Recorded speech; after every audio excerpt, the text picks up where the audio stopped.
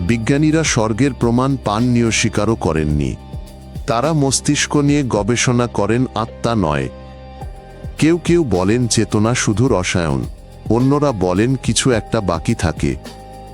তবে শেষমেশ সব সূত্র নয়, অনুভূতির উপর নির্ভর করে। তুমি কি বিশ্বাস করতে চাও যে সব শেষ হয় না? এটা বিজ্ঞান নয়, হৃদয়ের ব্যাপার।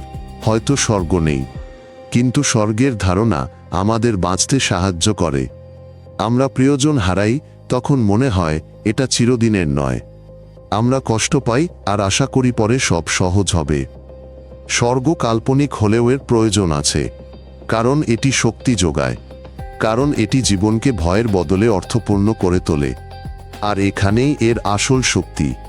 যদি ভালো লাগেন তুন কিছু দেখতে সাবস্ক্রাইব করুন।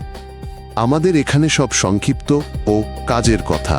সম্পূর্ণ এপিসোড আমার ইউটিউব চ্যানেলে দেখুন।